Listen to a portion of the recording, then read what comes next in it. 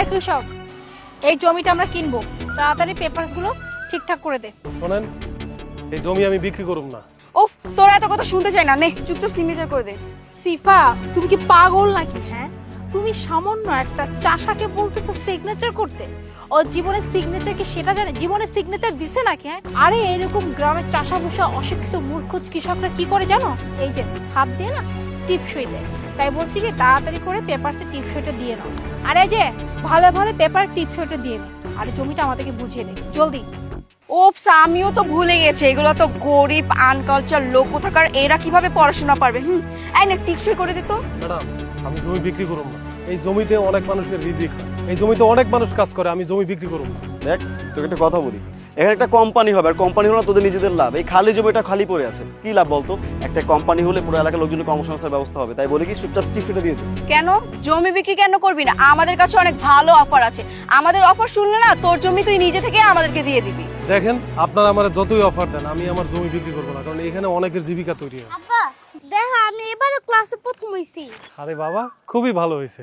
মানে মানে তুমি পড়াশোনা করো? হ্যাঁ, আমি তো পড়াশোনা করি, এবার আমি প্রথম হইছি। শোনো বাবা, তোমাকে একটা কথা বলে, হ্যাঁ, তোমার বাবা না তোমাকে বিশাল বড় একটা মিথ্যা স্বপ্ন দেখিয়েছে, যে স্বপ্নটা কোনোদিনও বাস্তবায়ন হবে না। কেন জানো? কারণ তুমি হচ্ছে সামান্য একটা কৃষকের ছেলে, আর কৃষকের ছেলে কৃষকই হয়, কৃষকের ছেলে কখনো জজ ব্যারিস্টার হয় না। তাই শুধু শুধু সময় নষ্ট না করে এই বাবার মতো এতে খেতে খামারে কাজ করো, এতে করে না ভবিষ্যৎটা উজ্জ্বল হবে। কেন পড়াশোনা করব না?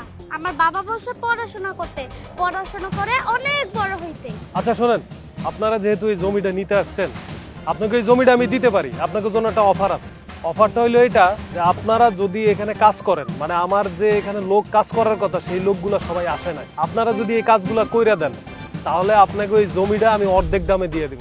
হ্যাঁ, ভালোই তো, তাহলে তো ভালোই হয়। 50% আমরা রেখে দিতে পারবো। আর এমনি তো এই কাজগুলো করা কোনো ব্যাপার না। এক কাজ করি, চলেন মিস্টার মুন্না, আমরা কাজগুলো করে আমরা এই পেপারসগুলো রেডি করে নিয়ে যাই, কি বলেন? হ্যাঁ, অফারটা কিন্তু খারাপ না। মানে 50% লেসে যদি আমরা জমিটা কিনতে পারি, বাকি 50% কিন্তু আমরা নিজে পকেটে করতে পারবো। আর একদিন হয় কষ্ট করলাম, হ্যাঁ আমরা রাজি। ঠিক আছে বাবা, তুমি তো একটু কাজগুলো বুঝিয়ে দাও। যা।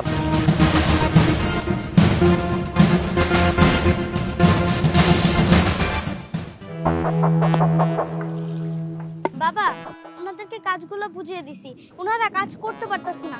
একজনকে দিছে গরুর গোবর পরিষ্কার করতে, একজনকে দিছে গরুর খাবার দিতে, আর একজনকে দিছে আমাদের জমি নিরাইতে। হ্যাঁ বাবা, তুই ঠিকই বলেছিস। খেটে খাওয়া মানুষের কাজ কি আর এরা করতে পারবে? খেটে খাওয়া মানুষ যে কত কষ্ট করে এরা তো বুঝবেই না।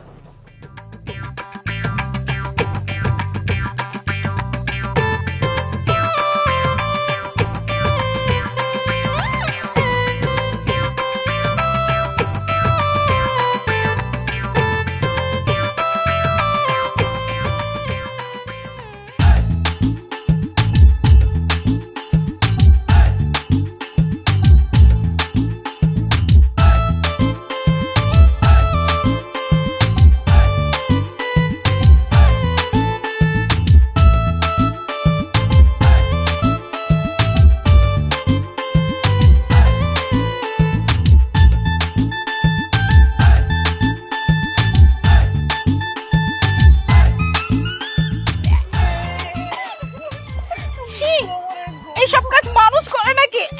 আমি আগে জানলে কখনো রাজি হইতাম না। আর এইসব কাজ আমাদের সম্ভব নাকি? আমি সামান্য ঘাস কাটতে গেছি, কি যে কষ্ট! এই রোদের মধ্যে বসে বসে ঘাস কাটা যায়? আমার কোমরটা ব্যথা হয়ে গেছে, হাতেও দু একবার খোঁচা খাইছি আমি এইসব কাজ করতে পারবো না। এই কাজ কিভাবে করে মানুষ? আল্লাহ, আমার হাতে কি গন্ধ! আমিও পারবো না এইসব কাজ করতে। তুমি গোবরের কথা বলতেছো, আর আমাকে না একটু হলে গরু লাথি মেরে তো উড়াই দিত। কি অবস্থা! আল্লাহ, এই কাজ মানুষ কিভাবে করে? Very dangerous. দরকার পড়লে ভাই আমি এই কোম্পানিতে জবই করবো না, কিন্তু এত কষ্ট করে জমি টমি নিতে পারবো না আমি। হ্যাঁ, ঠিকই বলছেন, এই কাজ সম্ভব না। আমার হাত থেকে কি দুর্ঘটনা! এক কাজ করি, ওনার সাথে গিয়ে কথা বলি, চলেন। চলুন। এই দেখ, এইসব কাজ আমরা করতে পারবো না। এইসব কাজ মানুষ কাটা কি কি কষ্ট! এই রোদের মধ্যে বসে বসে কি ময়লা জমিতে ঘাস টাস কাটা, আমার হাতটাই নষ্ট হয়ে গেছে। আর এই রোদের মধ্যে বসে থেকে কাজ করা যায়? তোর কোমরটাও ব্যথা হয়ে গেছে। দেখ, তোর জমি আমার লাগবে না, আমি কোম্পানিকে বলবো জমি টমি দরকার, আমি চাকরি ছেড়ে দেবো, তাও এইসব কাজ আমি করতে পারবো না। আসলে এই কাজ আমাদের দ্বারা সম্ভব না। ও মাই গড, আপনারা যে কি করে কাজগুলো করেন আমি তো এটাই ভেবে পাচ্ছি না। কি যে কষ্ট! এই জমি লাগবে না। কে এবার বুঝতে পেরেছেন? এবার বুঝতে পেরেছেন যে মানুষ কত কষ্ট করে?